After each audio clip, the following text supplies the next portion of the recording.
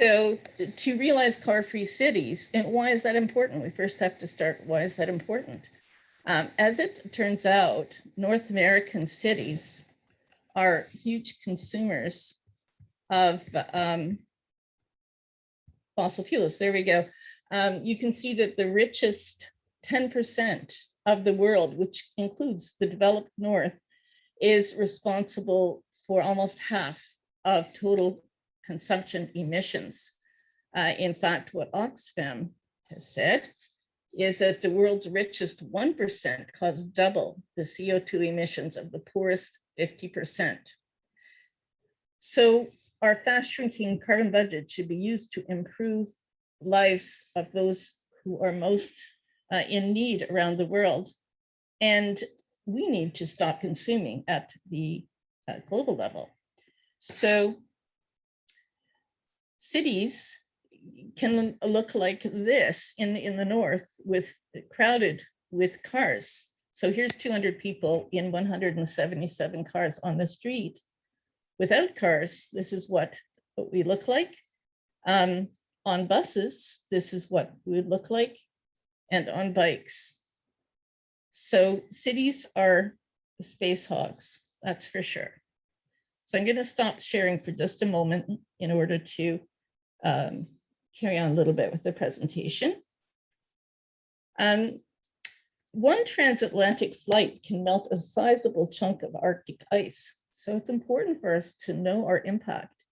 And transportation is one of the most carbon intensive activities. The way we currently do it now, we use a lot of fossil fuels, and each bit of carbon we put in the atmosphere adds to the problem. So the extent that we can reduce, the better. So we need to prevent our carbon emissions from rising. We need to cut them. We have to shrink our carbon budget and restore our balance with nature. This is a huge transition to make, and my message today is that we are all in this together. What we are in together is the transition to a fossil fuel-free future.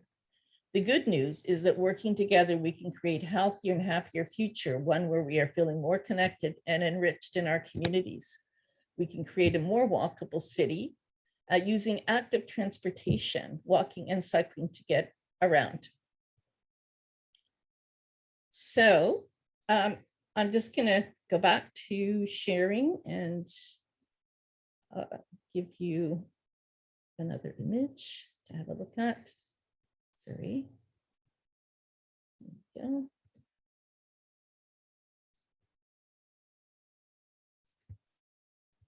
So the next image is a school bus, if it would just come up. There it is, a bicycling to school. And this is in France. So it's an example of what we can do. That is, it makes us happier and healthier to get out on our bikes. In fact, 85% of us are not active enough. And this is causing disease and suffering, as well as the asthma that can be caused by pollution in the air. Just not being active is causing serious health problems. So changing the way we get around our cities can really benefit our health. So I'm going to stop share for the moment. Thank you.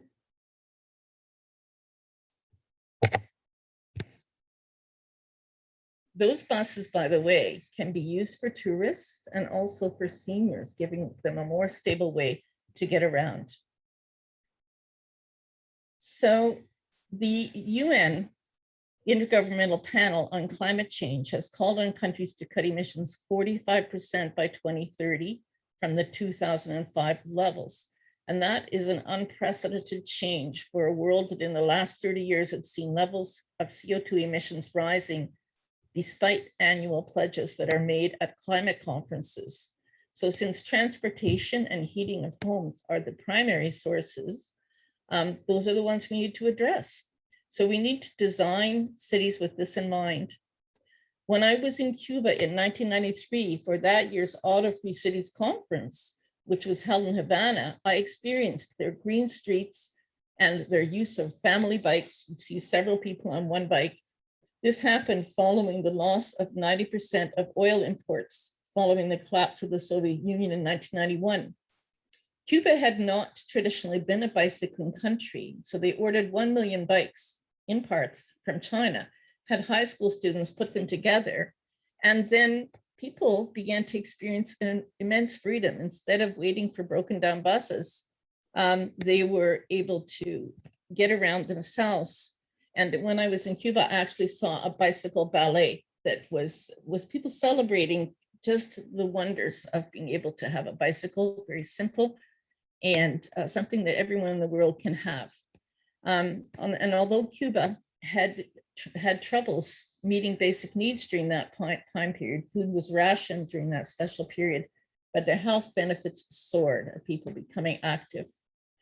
So there are many ways to reduce our emissions, including choices around the food that we eat. Buying local and eating a plant-based diet will also reduce our carbon footprint. So I just want to show you, I'll go back to sharing a couple more slides.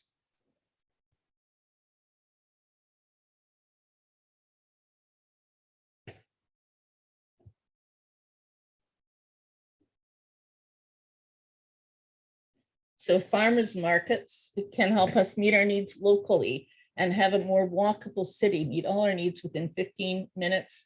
We can walk or cycle and get there. We can also spend a lot more time socially. Instead of having to go single file next to cars on the street, it's great to have wider bike lanes or periods of time when the entire streets are open to people. We need to plan for this. We need the infrastructure. So you can see there's bike lanes there, bike parking. And we need to be ambitious about the modal shift, as it's called, or switching from cars into active forms of transportation. We can make use of methods of social change. Sorry, this slide has come from a video called How to Transform Apocalypse Fatigue into Action on Global Warming. And it talks about how we're more effective when we work together, social collective. We're more effective when we take simple steps, just changing the way we do our daily activities, and when we're supportive of each other. When we realize the impact that we're making by cutting our carbon emissions, which many of us could cut our carbon emissions in half if we just took the time to do that, and tell our stories of success, what we've done through creating cooperatives, working together.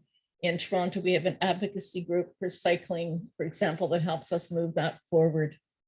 So working together, we can have happier and healthier communities and enjoy lively life on the streets.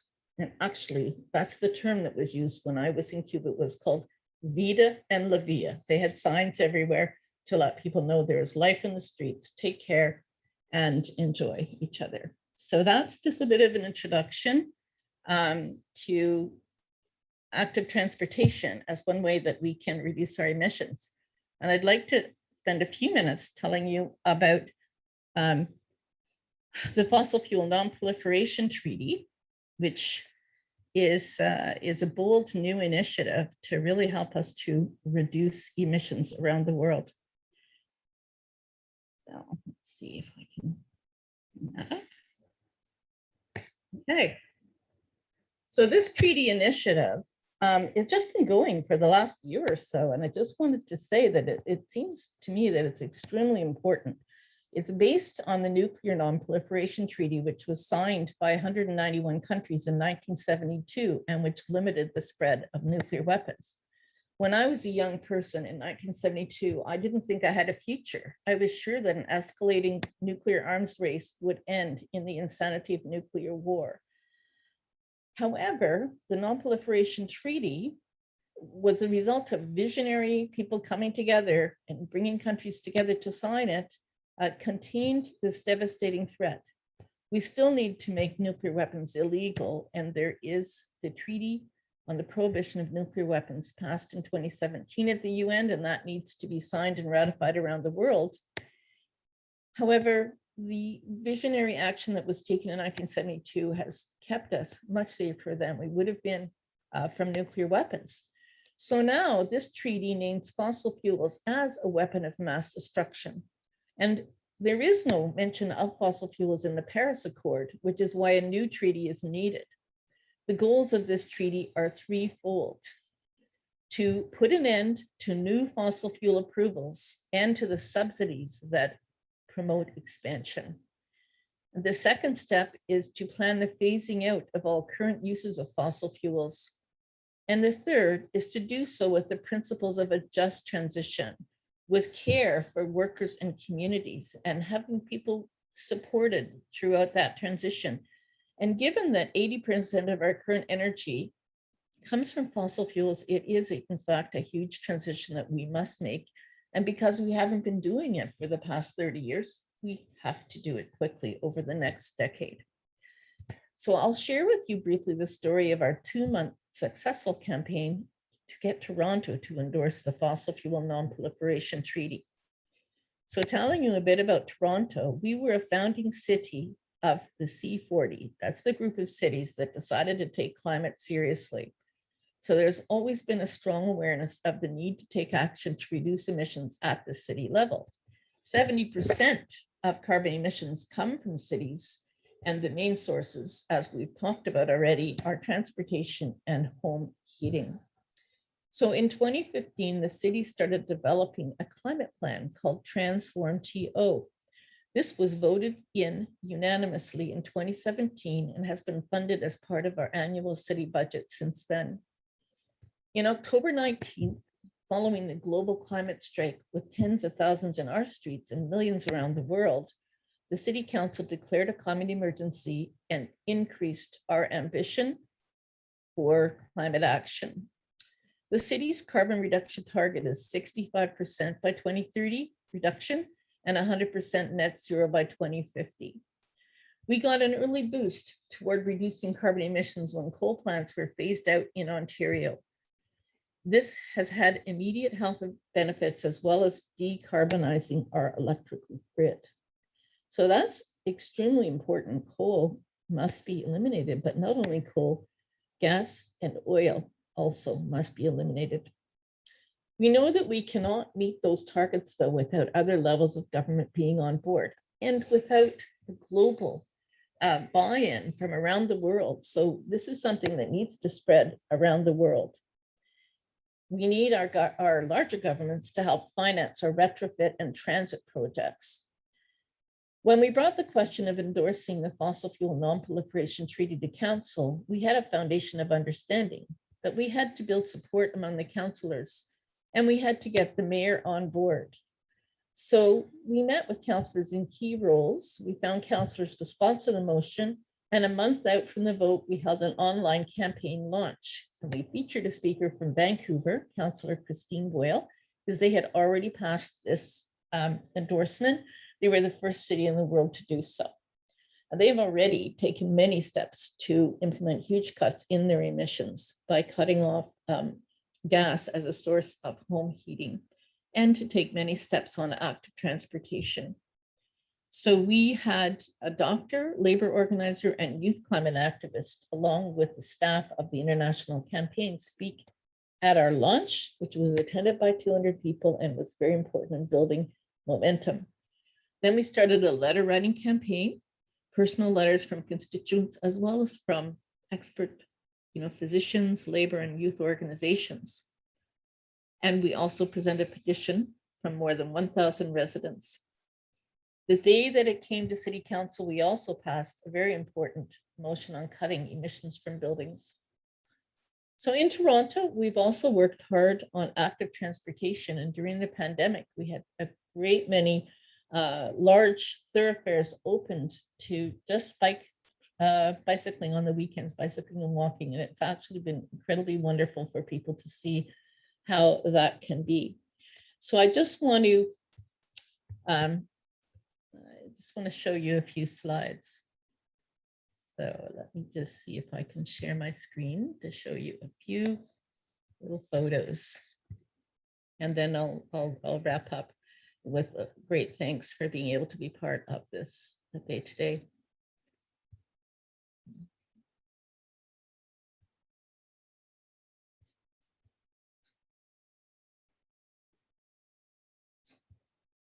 So I hope you can see that we had a walk to deliver the fossil fuel free pledge to politicians that are running for office, because we just had a national election. It wrapped up yesterday. And we wanted to bring the message to the politicians. So there we are at one of the campaign offices. And here's one of the candidates with her signed pledge to endorse the fossil fuel non-proliferation treaty. So those are just a few pictures to illustrate our campaign, and to just say it's been really exciting, it's been really fun, and we really hope it will spread around the world, because this is a challenge that we must face all around the world, and it's great to do it in a fun way, in a way that builds community, in a way that builds a nonviolent economy. So I'll just wrap up at that point. Okay, thank you very much. Thank you so much, Lynn. It was such a pleasure to hear you. And what I gather from you is that apart from what you've spoken about, the impacts of carbon emission on the health and the global environment, what makes me happier is the way you have explained about small little tidbit steps that can be taken at the grassroots level by us to bring a greater change that we are talking about. And this actually sounds so much sense in today's world, because you know the 12 days of action and Jai Jagat are both about the same thing. It's about having actions at the global level, but also implementing individual actions so that the change that we envision to bring can be really realized. I would really like to thank you, Lynn, for sparing your time and sharing it with us. Going ahead, friends, I would like to invite to speak on the future green perspective and fossil fuel one of our very close friends, Mr. Benjamin Joyu. Benjamin is the coordinator of the Jai Jagat Geneva Association and is also an accomplished journalist. He's the regional councillor for Green Party in one of the regions in France. So without any further ado, I would like to invite Benjamin. Benjamin, my dear friend, over to you. Thank you, Nabil. Hi, everybody. Thanks a lot, Lynn, for this presentation, very complete. So I don't have a lot of time to explain a lot of things about that, but I just would like to give my point of view from France and from a green activist and no green elected people at the region of Auvergne-Rhône-Alpes, as Nabil explained. For the Greens, the first thing is that all the policies around transport, and specifically about cars, are very important, because in Europe, every year we have more than 50,000 people death because of air pollution, and air pollution because of course, a lot of traffic jams everywhere in big cities like Paris or Berlin and so on, because of the cars. And so there's a lot of public policies right now which are trying to promote electric cars. But electric cars are not the solutions for the Green Party, for example, because we think that if we have a lot of cars with electricity, we'll have also a lot of problems of pollution. And of course, in France, for example, if we are trying to transform our system of cars with fossil fuels with cars which works with electricity, it's also a big issue, because, for example, our electricity prevents from nuclear plants in France, so it's also a big issue. So that's why we are trying to promote public transport, in fact, to try to have a lot of very cheap public transport for everybody, not only for healthy people, of course. And that's why, for example, in France, we can use trains, because we have a lot of trains. But now, the big issue is that everything is becoming very, very expensive for people just to take trains, for example, because we have developed the TGV, les trains à grande vitesse, the very fast train, to go very fast from Paris to Marseille, for example. We just need 3 hours by a train now, but this is very expensive. And as Greens, we think that to have cheaper train, but trains everywhere could be a solution for future. We have also know a lot of policies in different cities led by green people, because after the last municipal elections in France, it was last year in June 2020, we won different cities, different big cities, as Lyon, Bordeaux, Strasbourg, Annecy, Poitiers, cities like that. And in these cities, when we have a green mayor, Grenoble, of course, with Eric Piolle also, then Raja Gopal knows, we have decided to try to stop to have a lot of cars in the center of the city, and for example to protect public school. So we have created, for example, some children streets. You can find now in these cities streets reserved, booked only for children to go at school without cars. So we have created pedestrian streets just to protect children against the possibility of accident caused by cars. So this is a kind of public policy, very interesting and very appreciated by all the parents. And so that's why it's very important also to try to reduce the impact of the cars everywhere, and specifically in big cities like Lyon, like Bordeaux, like all these cities that I mentioned.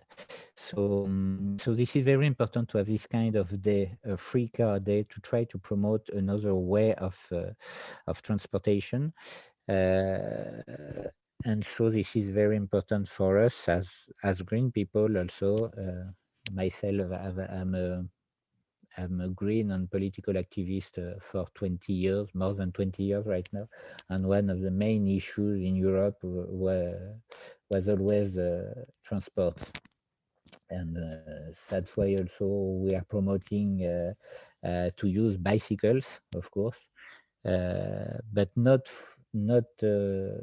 electric bicycles, because it's always the same problem with electric transports. There's another issue about pollution,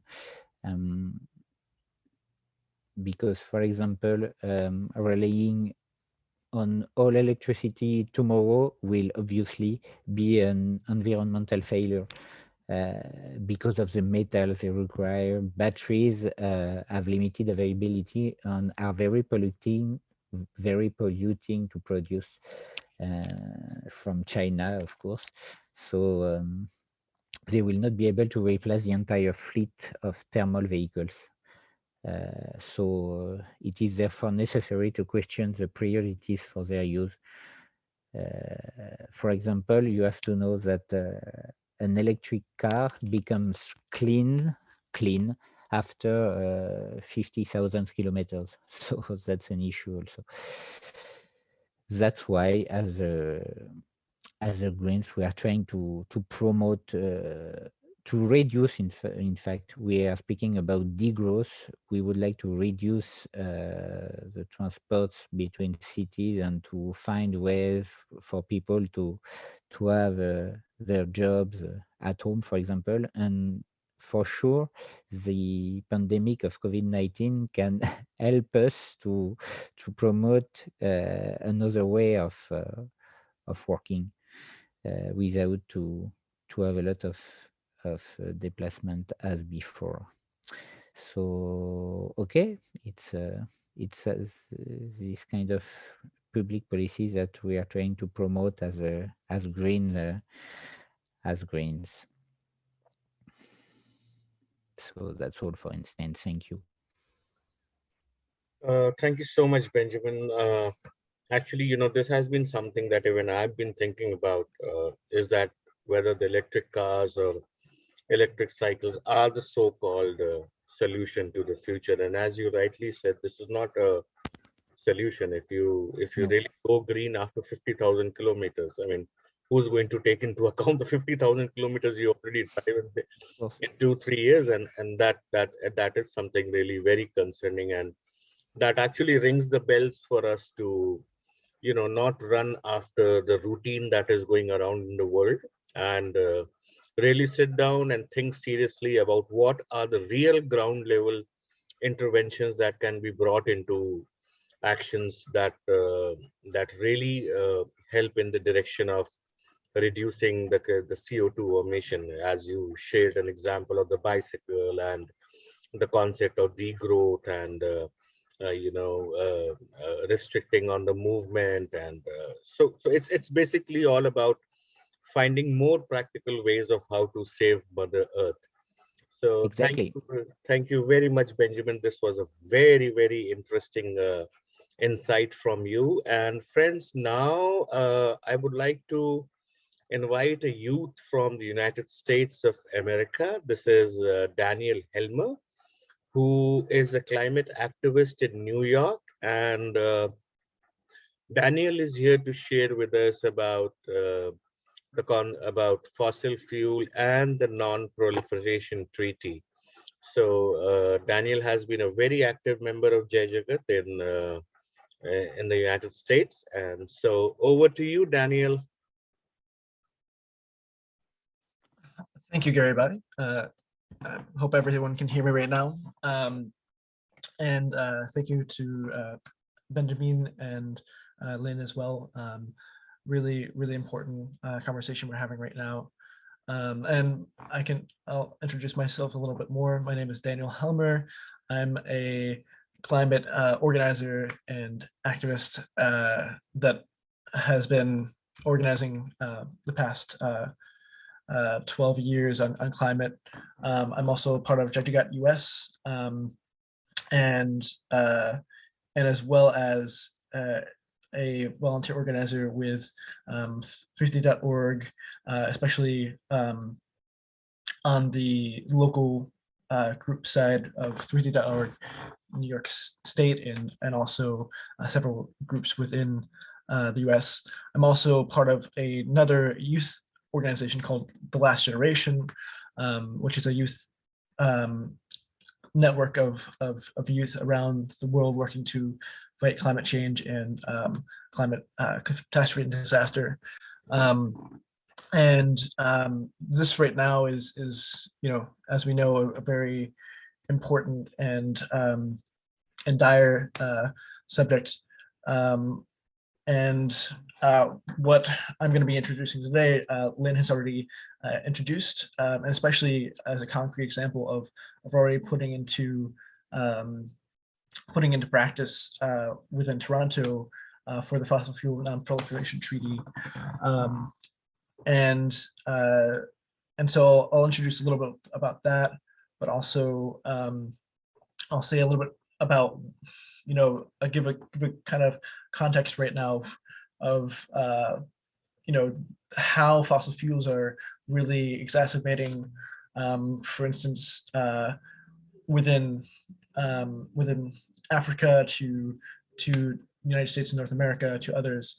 And we know that right now, of all the 12 days of action and all the themes that we have, from land, water, food security, and peace, as well as climate and environment, that all this, especially with the use of extraction of fossil fuels, as well as the economy that we are in, that's actually a very violent economy, and not a non-violent economy, which we at Jagat are striving to push towards as a goal, as non-violent economy.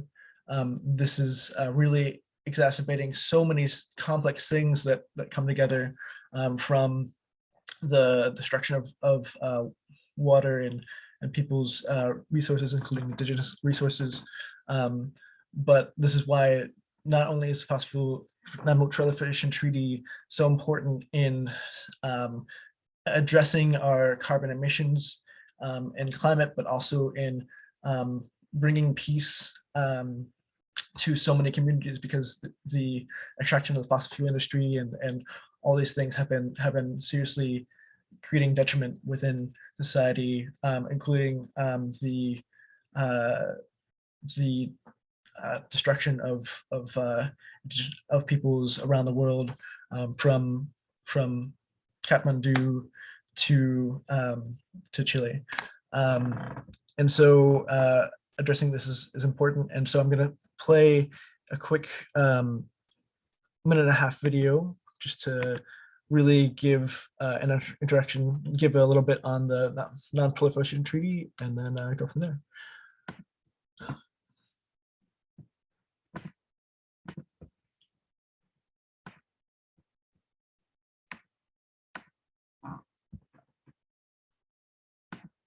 Just want to make sure that I'm sharing sound.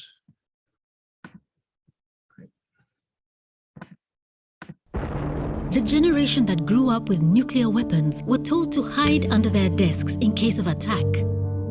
This generation faces an even greater threat, the climate crisis. And again, they have nowhere to hide.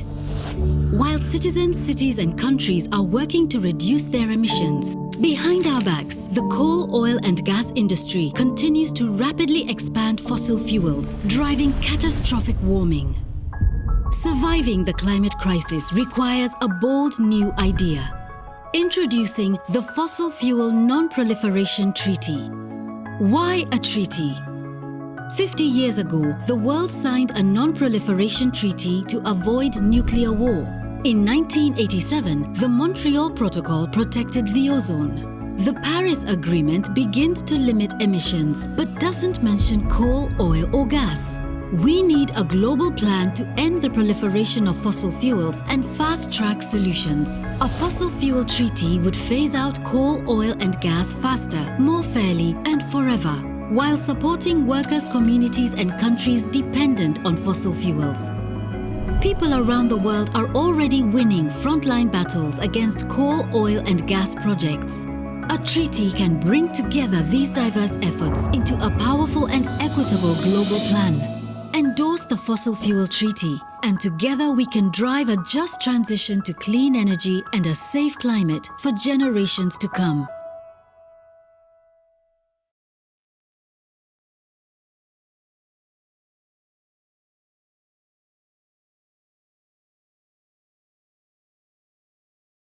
So that was a quick introduction to what Fossil Fuel Non-Proliferation Treaty is, which Lynn has already introduced.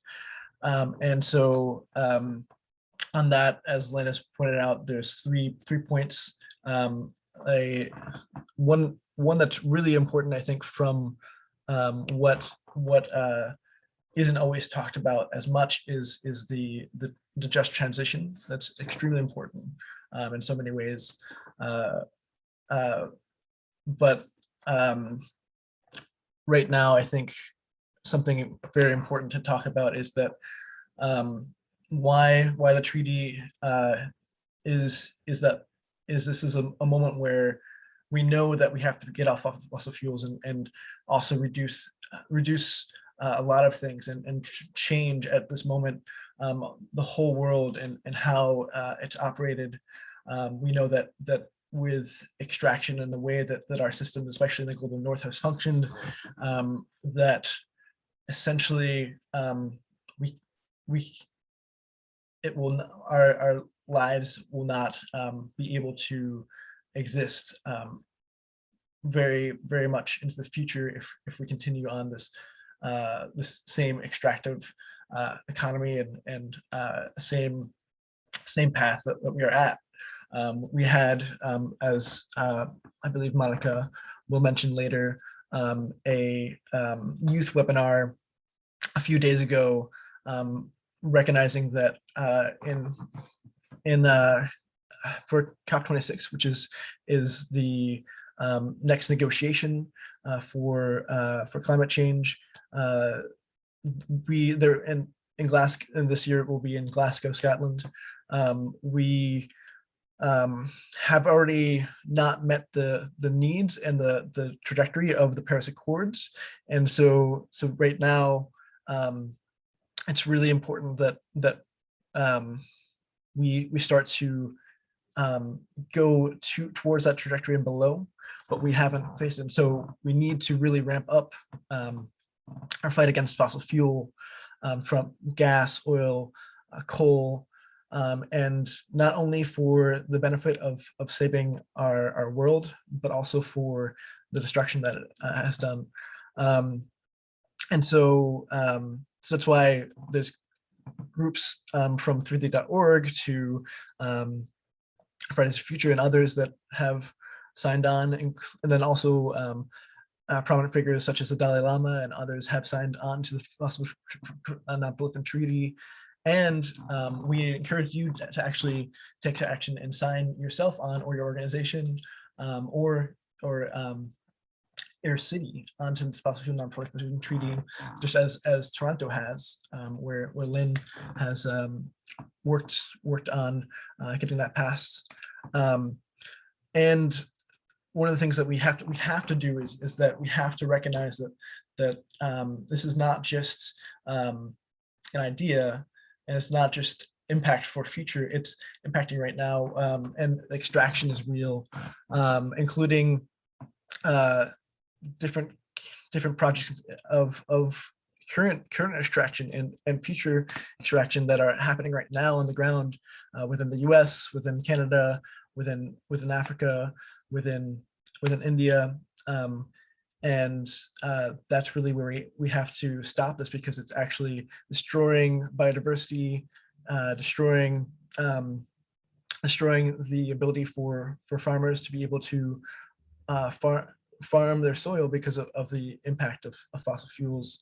I'll just mention before leaving it to Gary Bai that we have within the US, we have Enbridge, which is actually a Canadian company that is taking fossil fuels and specifically tar sands from the western part of Canada, which is being pushed by the Canadian government, and pushing fossil fuels into the US to then be exported to places like China and other places. Specifically in the US, a huge fight that is happening right now is Line 3, which is a pipeline that is going, connects off of a pipeline up in Canada that's taking tar sands to be refined.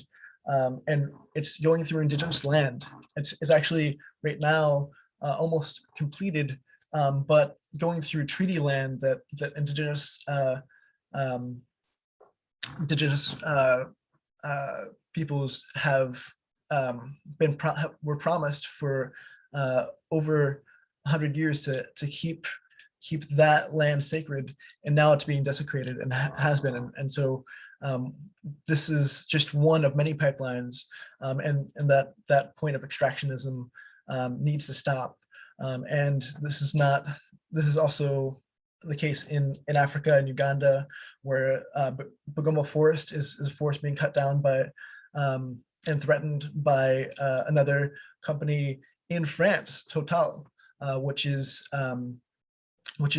the East African crude oil pipeline, which is one of the biggest projects in the world that will take oil from Uganda. So we have to stop this. There's so many more cases, and so this is why we need you to take action in your home and pass the non-fossil fuel proliferation treaty, and get behind a non-violent economy. So I want to thank Gary Bai and Lynn G and others, and I'll pass it on to the rest of you. Thank you. Thank you so much, Daniel. That was, I'm really happy that youths around the world are really concerned about the way degradation of our Mother Earth is happening, and why is it important to safeguard. Because I know it's an overused term when we say that we need to create a earth that is better for our future generations. But when we think about it seriously, we've been saying this for the past many decades, but nothing much has been happening. So it's about time we start to become more vocal. Initiatives start to happen from the grassroots level. So we now need to go back to what we've been always saying in Jai Jagat, which is a bottom-up approach, and advocate with the policymakers on making them understand that whatever decision is taken by them in terms of working with international companies or globalization, it directly affects our lives, and we are the ones whose life are at stake, and hence we demand a more inclusive model of development. Thank you very much, Daniel. It was very, very nice to hear you. And friends, now going ahead, I would like to invite my colleague, my friend, Monica, to take us through some of the actions that were done yesterday. And then we may get into what has been happening today. So over to you, Monica, my dear friend. Many thanks, Gary. And just before going to the highlights of yesterday's action that we couldn't present, two things I would like, Daniel, if you could share with us also the link for people to endorse the treaty. It would be great, so we can also share it on the Facebook page, and people who is watching the live broadcast also can do it. That's a very small concrete action that you can take up right now, so let's not wait more time to do it. And also to complement this very important discussion we are having today, I would like to share pieces of the webinar that Daniel also just mentioned. We had last Sunday a webinar on youth and climate towards the COP26, and I would like us to hear just a bit of what young climate activists from the Global South shared on how all this that we are talking about right now is affecting their communities, and how climate relates with their communities not having food or water, and how the pandemic has also worsened the situation that we're talking about. So please, Gary, if we could share just pieces from, we will hear from Krishna, an indigenous youth activist from Bangladesh. We will also hear from Sydney. He's a Jai Jagat walker. He's part of the Jai Jagat family and a community builder in Kenya. And also we have Rosa Marina. She's a territorial defender and Afro-Brazilian researcher in Mexico. So let's hear a piece of it. Of the cutting of hills. Indigenous people, they actually believe that they should not cut the hills, or else something ominous might happen to them. But because I think this belief is actually somewhat related with the climate change, because maybe because of this belief, before they never used to cut the hills and they never faced such issues. But recently, since they have started cutting down the hills, they have also started facing those issues. And also this because of the climate change, the duration of the monsoon and also the summer, the period of the summer and monsoon have lengthened, which is actually causing serious threat to their production and also their livelihood. I think this COP26 is very much important, because we will have an overview on the condition, how Bangladesh is right now in terms of climate change, and what actions it will take in future to mitigate those issues and to deal with the climate change crisis. Campaign Foundation has previously done a project on the community empowerment and to stop the illegal stone extraction in the community level. Actually, after 9 months of initiating this project, they have got hearing from the High Court to stop the illegal stone extraction. But however, there are a lot of challenges surrounded a lot of challenges because of the influences corrupted persons. It becomes very difficult for the community people to stop the illegal stone extraction and also the sand extraction, and also tree leaves which have survived, and that's how they are keeping and coping up. How does that relate to climate? It relates to climate because it's a big problem other than the pandemic which has happened. And therefore, there's a big shift in terms of the pandemic has shifted the country into trying to mitigate the problems that have risen. And also the poverty line has also increased. The other issue which is coming up is also we are part of the countries which are under big debt from borrowing and over borrowing.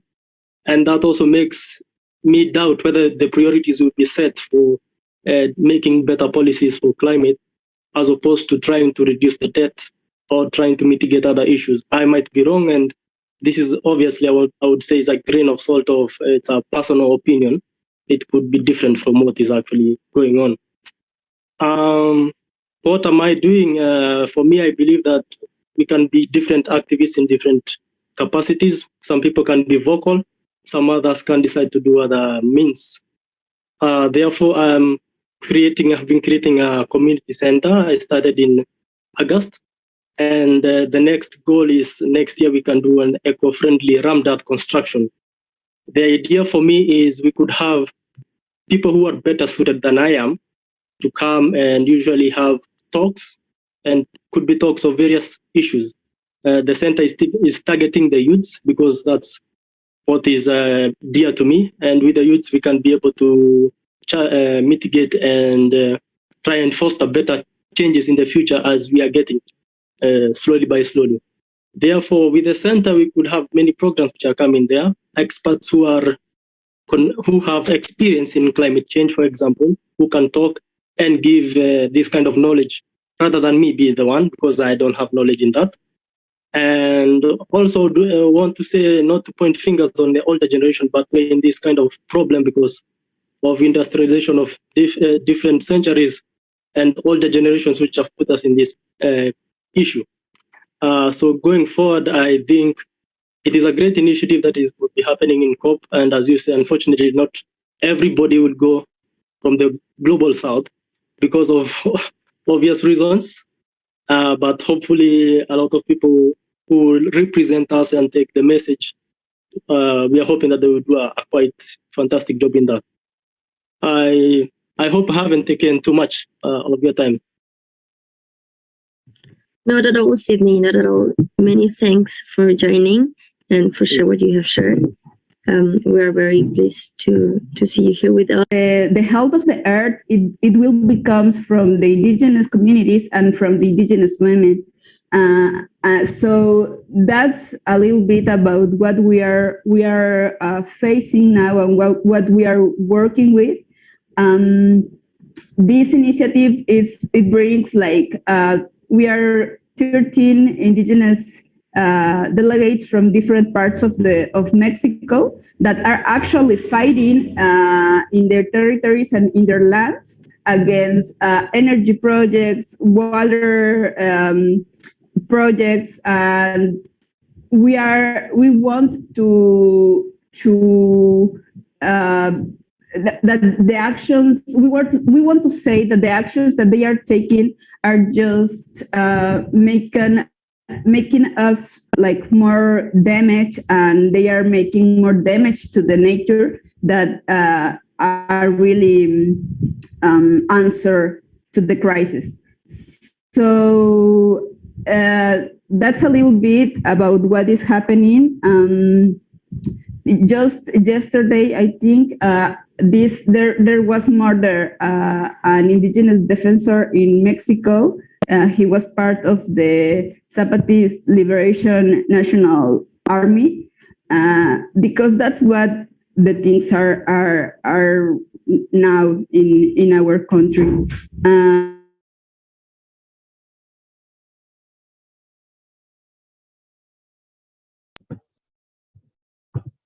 Just thank you, Gary. And so, yeah, I mean, here they are, some of their reflections from young climate activists doing an incredible work in their communities at the time. They are also trying to get involved in these global discussions, adding some complexity also to it from their realities. So thank you, Gary. We can go ahead with the. Thank you, Monica. next. So we'll just have a 5-minute break. We'll have a musical interlude, and then we can go to the recap of yesterday and a reporting on what has been happening today.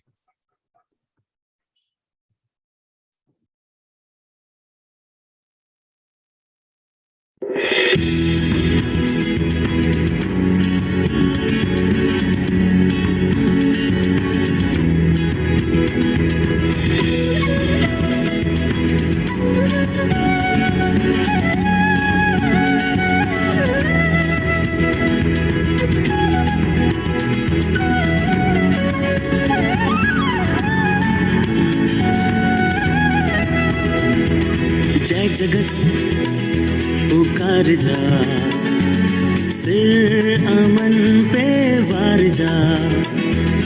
जय जगत पुकार जा, सिर अमन पे वार जा। सबके हित के वास्ते, सबके हित के वास्ते अपना सुख बिसार जा। जय जगत पुकार जा, सिर अमन पे वार जा। जय जगत पुकार जा, सिर अमन पे वार जा।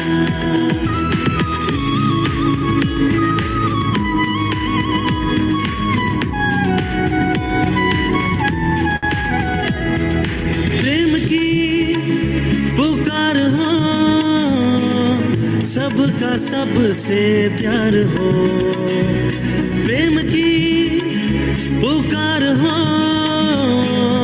सबका सबसे प्यार हो, जीत हो जहान की, जीत हो जहान की। क्यों किसी की हार हो। जय जगत पुकार जा, सिर अमन पे वार जा। जय जगत पुकार जा, सिर अमन पे वार जा।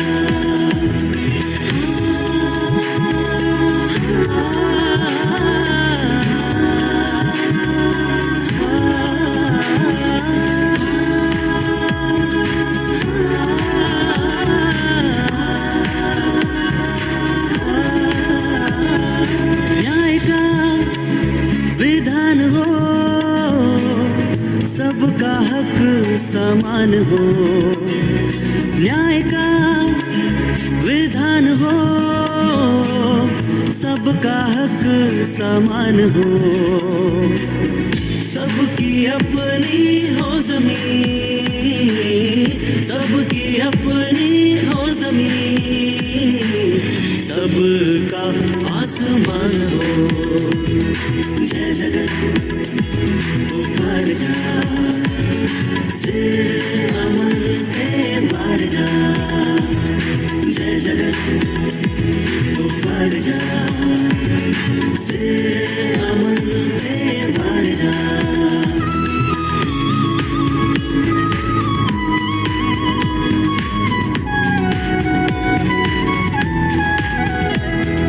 रंग भेद छोड़ दो,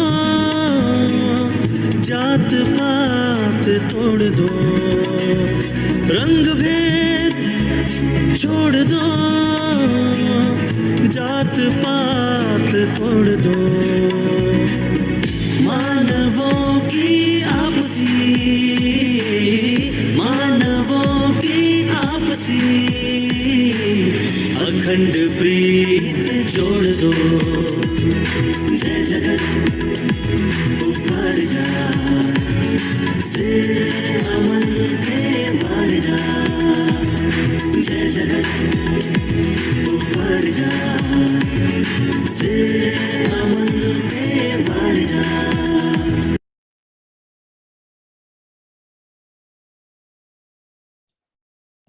Okay, friends, so welcome back after this musical interlude. And now we head towards the second part of our program for the day, which is where our dear friend Monica would be sharing about the things that have happened yesterday. And then we'll be taking you through a journey of what has been happening around the world today. So over to you, my dear friend Monica. Thanks, Gary.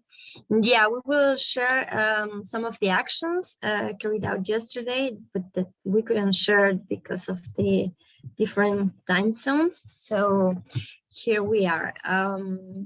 First in Mexico, yesterday at the Mexican-US border in Tijuana, it was held a forum on nonviolent economy organized by this amazing assembly of peoples, communities, and neighborhoods of the region Tijuana, San Diego, and Mexicali Calixto, in collaboration with Ora Mandala. And this event was dedicated to the indigenous Yaqui leader. The Yaqui tribe is an indigenous community on the north of the country. And he was a water defender, and his name was Tomás Rojo. He disappeared on May, at the end of May, and he was also murdered. And so this program was dedicated to him as a defender of a nonviolent economy. And in this program, there was music, there was some poetry also, dance performances, and by the end, there was an interesting discussion among the representatives of a constructive program called Sowing Peace Territories. I mean, this constructive program is part of the Assembly of People, and they've been working on this for 2 years now.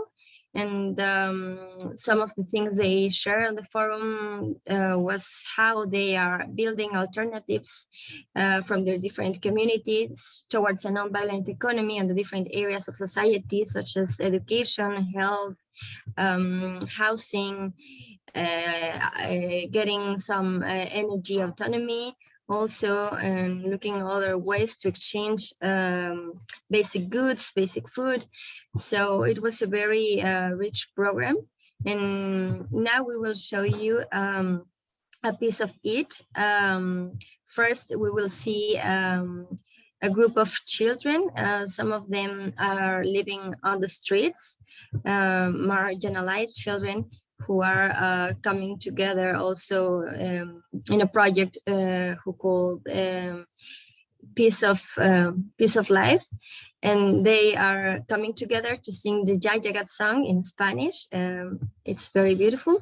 And also we will see a dance. It's a dance for peace, also dedicated as a requiem to Tomás Rojo, the Yaqui leader. And then we will see how the assembly actually works. You know, the forum was also represented as how the assembly works and how they share and exchange some of their ideas and examples to reach other processes of others. So we will share this.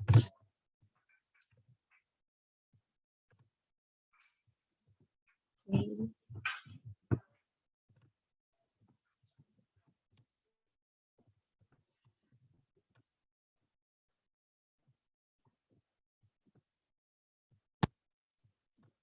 Solo es ya la felicidad, solo es ya la felicidad, si es con toda la humanidad, si es con toda la humanidad.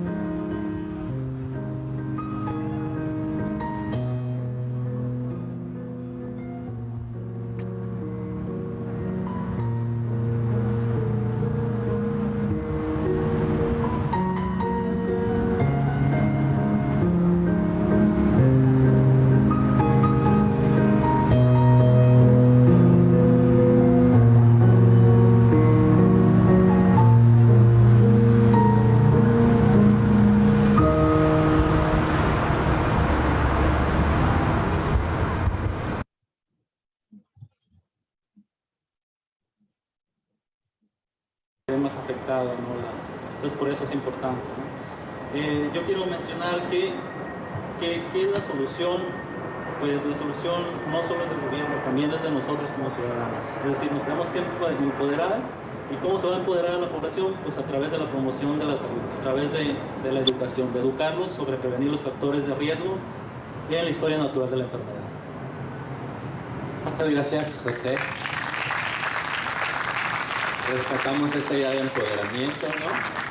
De participación, que es mucho de lo que trabajamos la mayoría aquí en la Asamblea. Y pues sí, ¿no? Número de hijos, la vivienda, ¿no? El acceso a los servicios, seguramente todo tiene correlación. Quisiera pedirles un aplauso para los participantes, los primeros participantes del foro. Muchas gracias. Les vamos a pedir que se regresen a sus asientos para dar cabida al siguiente bloque de participantes. Muchas gracias. So this is just a piece of what we have done just today in Mexico. And now we are going to Chile, to the very south of our continent, and we will share a very nice exhibition that a network of women, textile women who hand wave, but also they are territory defenders and environmental activists who have resisted for several years mining mega projects also. And they, for the last 2 months, they've been creating a textile cartography in which they work around the idea of bodies, but their bodies as a territory and the territory of land also as a body itself. And they have traveled through their communities, to their territories of each of them, collecting different materials and resources, but also discussing on their memories, how they have been there in those places for several years, and how they can print all that and express all that memories of the cultural indigenous memories to the textile. So here we have, we'll share the exhibition.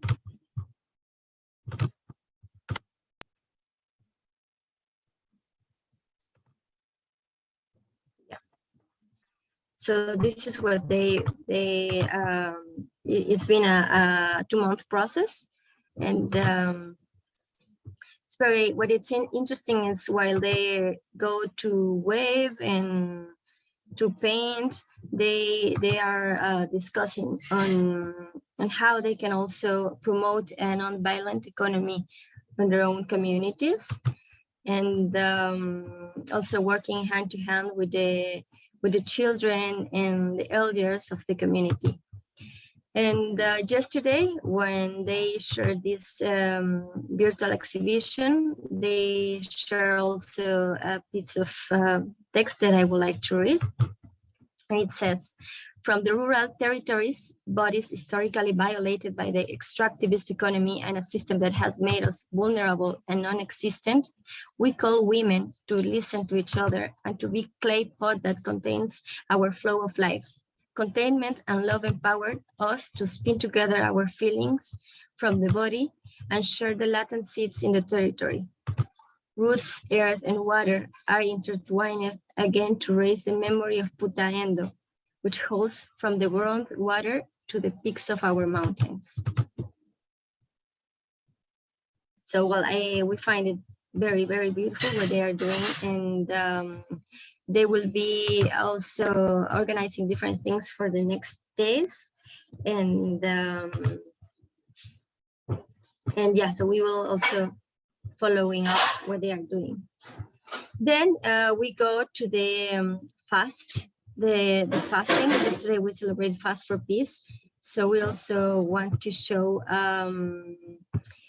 a bit of a video clip that our friends from Canada shared. We have Joe Cloutier, the head of the Inner City School, who has worked for several years also with young Indigenous students in Canada, following Freirean principles of education.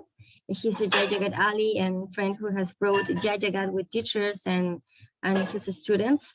And also Riva Joshi, research advisor, International Gandhian Institute for Nonviolence and Peace, and co-chair of the Mahatma Gandhi Canadian Foundation for World Peace. So we will share a message and a conversation they had yesterday on the Fast for Peace Day on why they think it's important to fast. Monica, thank you, Monica. Friends, yesterday in Canada, several people joined the Global Fast. And in Canada, as of now, we are having a relay fast, which will go on through all the 12 days of the action. We will now share with you a short video with two of the fasters, Joe Kotlia and Reva Joshi, talking about the reflections on the fasting. So we'll be sharing the video with you now. Thank you.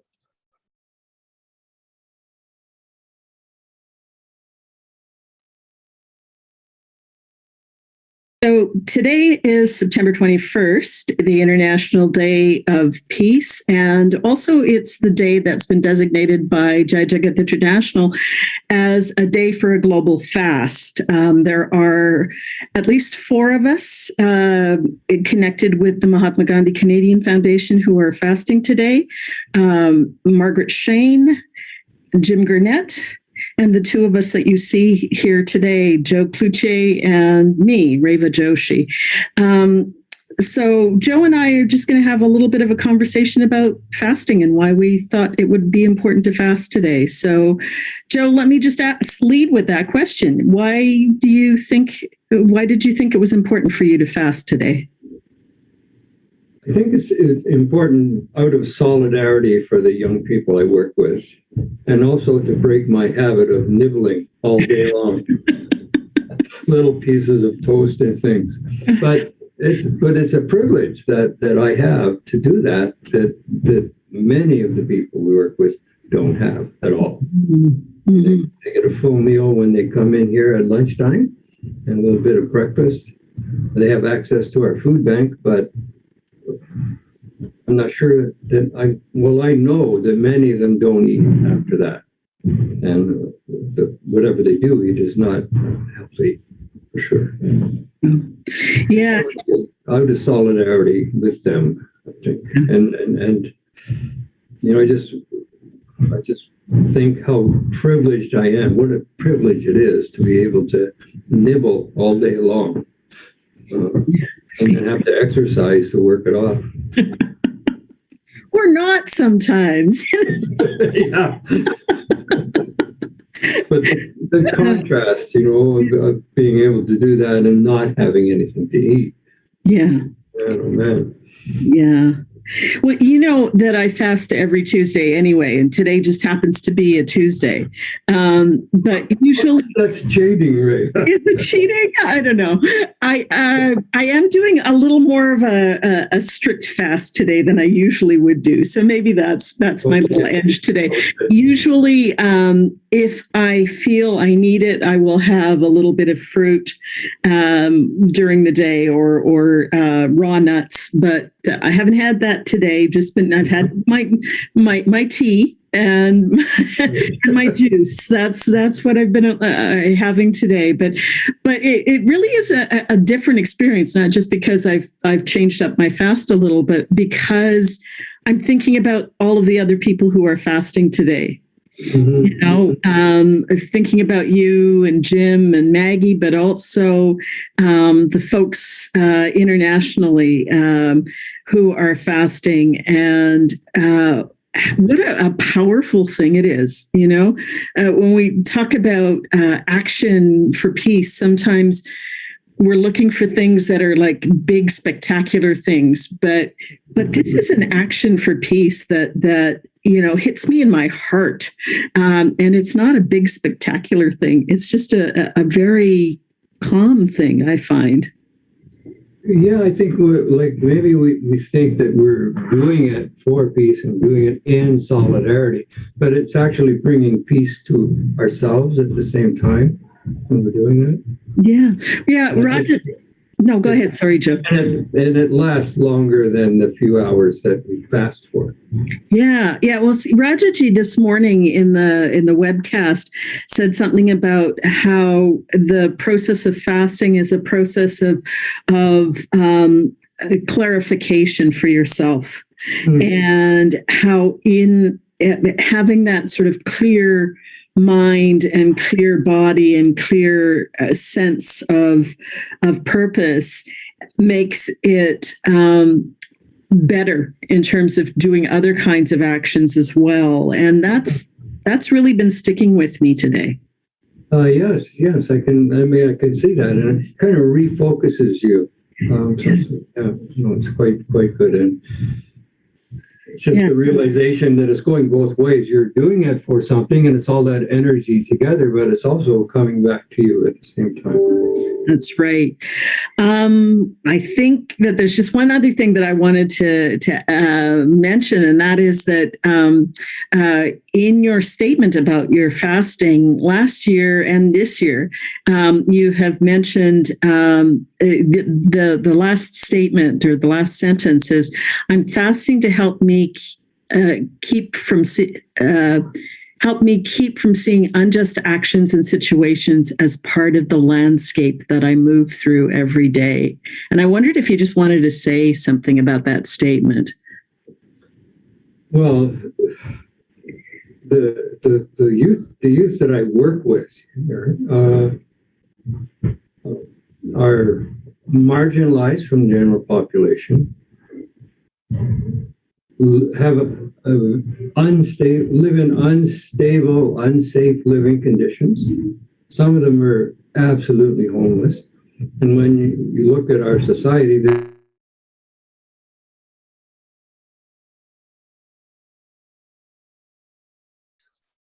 Okay, so back to you, Monica.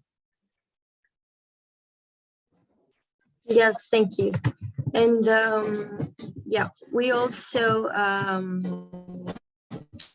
will show you some images of the meditation in Geneva at the Ariana's Park.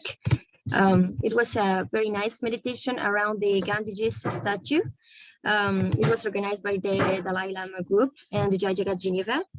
And this is a very important place where people every year, also on the 2nd of October, come together to celebrate Gandhi's birthday, but also it's like a very important icon of peace. It was a gift by the Indian government to Geneva to recognize their promotion of peace in the world. So I think it was very nice that people take it also and recognize the space as theirs, and they can also celebrate this kind of campaigns in such a beautiful place.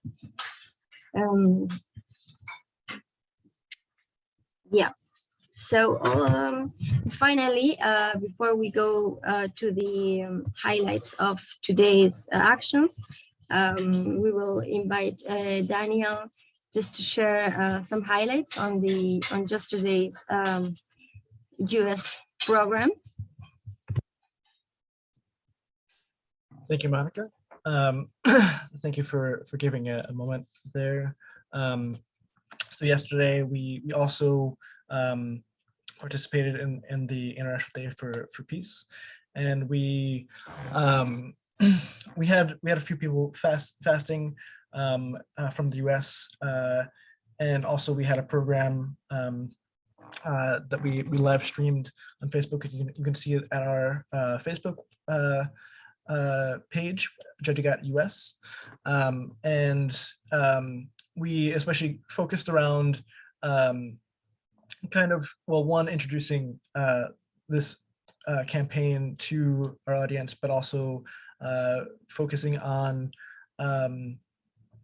especially a little bit on what the 12 days will look like these next days, and some events, but especially on peace and war and conflict, because yesterday, knowing at all the different amounts of conflict that are going on across the world, that we need to focus on disarmament and demilitarization, including not only globally but domestically. So first, domestically, we recognize that there's the militarization of our police and our economy, and so we really need to we focus that we need to focus on creating a more peaceful society and nonviolent economy that includes the demilitarization of our police forces, who actually repress and oppress a lot of the actual prosperity of many different citizens, but also we recognize that this also connects to our militarization within the United States, and then that has also for generations started conflict and or exacerbated it. So we highlighted three conflicts from this year. One that's the most recent, but all are still ongoing. One is the Colombian strikes and protests that were going on earlier this year, and I believe may still be going on. The other was the Israeli-Palestinian conflict, the new exacerbation of this most recent conflict, and then also with Afghanistan, with the U.S. pulling out and the Taliban government pulling back in. So I'll just do a quick share on that, just to give a visual of that. But for leaving people stranded here. We have an army to take us out of here. Not we have an army we're paying as a taxpayer to occupy other countries. Instead of that, they did like this. They're supposed to help us. This video, taken a few years ago, shows Taliban fighters beating an Afghan journalist. And the beating isn't enough. With his hands tied, he's dragged along by motorbike, and he then spent 2 days being tortured by the Taliban for his reporting. He's now trying to flee the country, scared for his life. Well, I think if they arrest me again, and on the time I was a journalist, and this time they will kill me. Some of his family are UK citizens, butchers from Essex. Now they all feel targets. There's no response for anybody. We email, and there's nobody in this country to someone help us. Others fled the Taliban to the UK when children and only returned to save their families, but are now trapped and facing the danger all over again. How can I look after my family? How can I look after myself? Quite scary for me, the situation of Taliban. That when I was seeing the Taliban, quite scary for me. The flight lists are agreed with the foreign governments, including the British, but Qatari officials then have to navigate the Taliban. We were told, along with hundreds of others who were on the flight list, that the Taliban had struck us off. We joined the convoy to the airport anyway, but there were no women to carry out the female body searches and no immigration officials. Filming discreetly because of Taliban disapproval, we saw all the passengers forced to leave the airport for another night of waiting, and the plane left Kabul without anyone on board. The next day, the families go through the whole process all over again, with many of them telling us they've waited a month to get to this stage, fearful right up to the last moment they'll be turned back. Our Foreign Office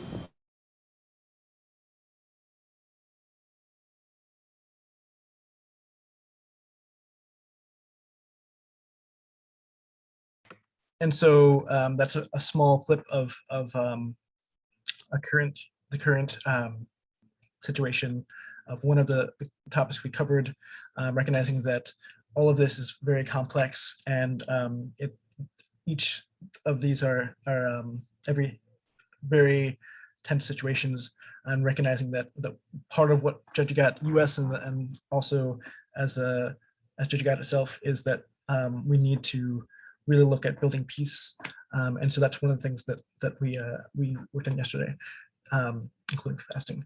And I'll just mention that we would like to also invite everyone to this Friday, to the 24th, which we're having global climate strikes. Youth, including Fridays for Future, are having global climate strikes in every country. So we invite you to actually join a strike in your area, or if there isn't one, you can go out on the street, hold a sign, and invite others to do so. And so we're looking forward to that. So that's on Friday.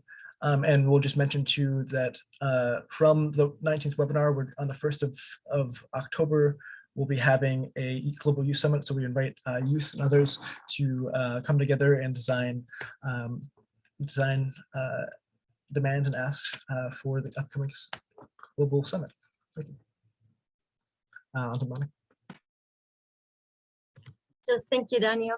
So I think that's it for yesterday's highlights. Remember, you can watch all these and follow up on our social media pages and also on the website. There you can find the whole webinars and videos and photographs. So please don't forget to watch them there also. So going back to you, Gary. Thank you, Monica. So friends, now I and Monica will be sharing with you the updates of today. So we start with the updates from India. So what you see on the screen is the information, are the photos of the second day of the 100 marches going on in India. The second day of the 12 days of action was actually wrapped around the theme of climate change.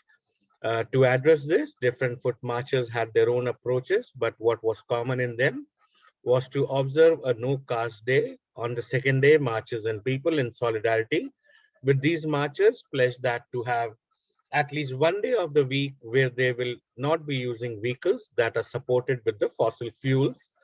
Going to the next picture. This message was also shared during various meetings held in the various parts of India in the districts of Datia, Madhya Pradesh. An issue of unemployment was also raised. It was a main concern in the post-COVID era. In another region of Shivpur, which was recently affected by heavy floods, a strong concern towards climate change and how its impact can lead to natural calamities was also discussed. In the northeastern states of Assam and Manipur, many people continued their marches despite facing heavy rains. In the state of Chhattisgarh, many indigenous marchers joined the foot march and actively participated in discussions about their habitat rights. In districts like Ashoknagar, marchers had to even cross a river, but even that could not break their will of walking for justice and peace.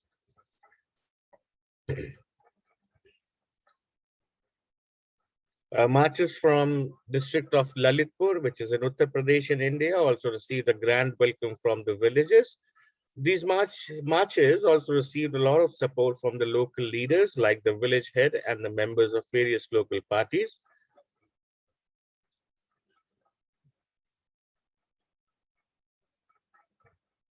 And various marches were received with flowers and garlands, as many foot marches are being organized in the rural areas of India, where even cellular network aren't available.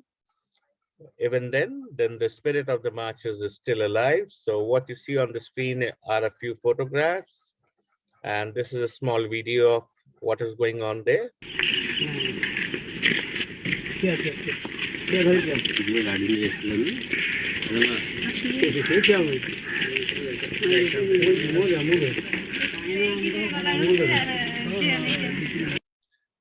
Thank you very much, friends, and over to you, Monica.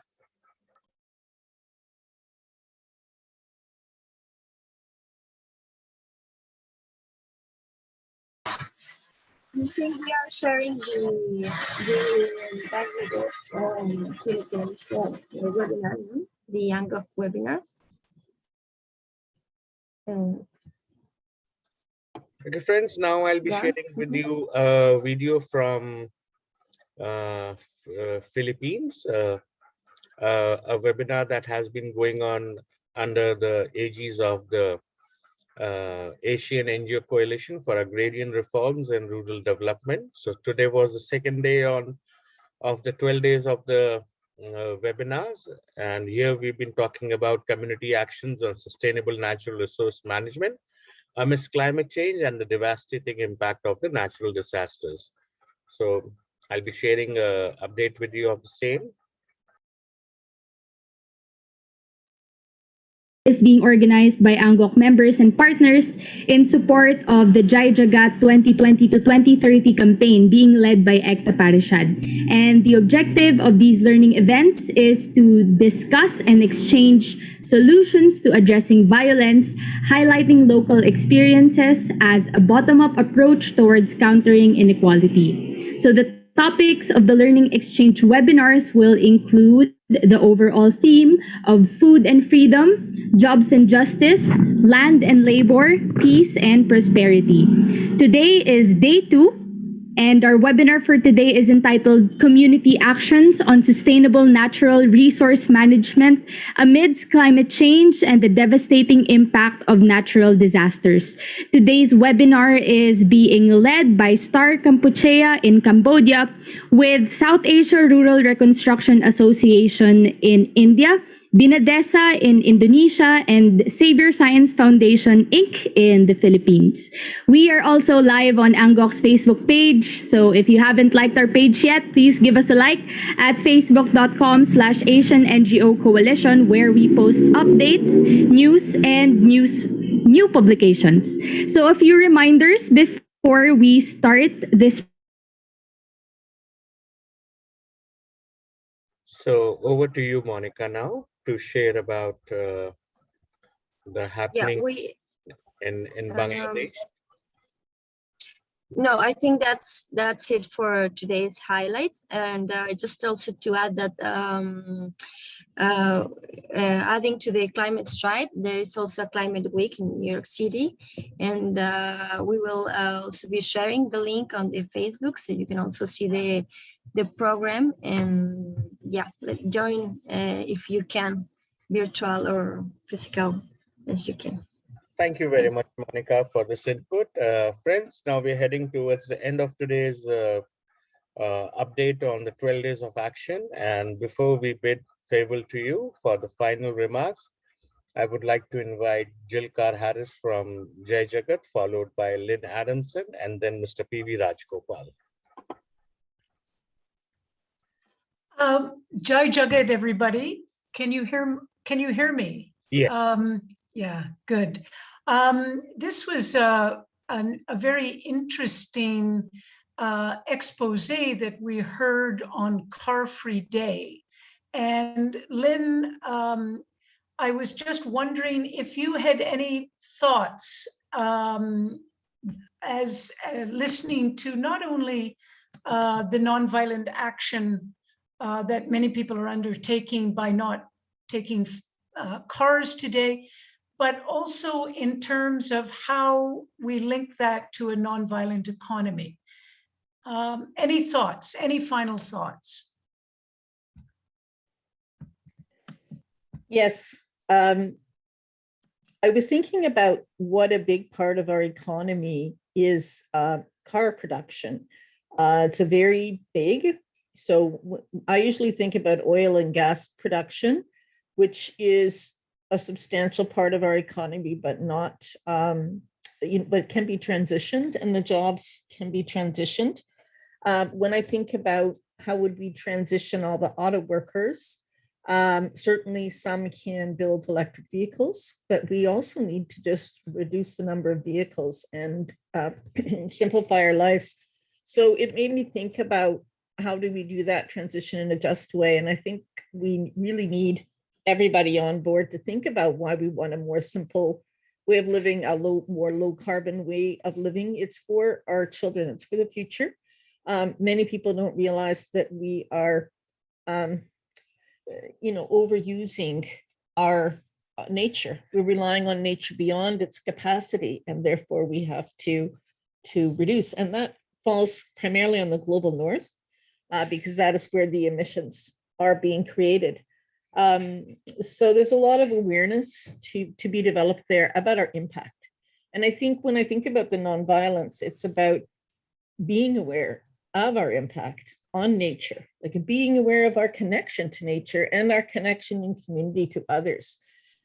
So I think that it's really important. I really enjoyed seeing the dancing today. It's really important to have artistic expression, community events, doing this together. This is not a challenge for one person alone. It's really something that can transform our culture at the same time as we reduce our emissions. It's not just a matter of physics, it's a matter of community and community building.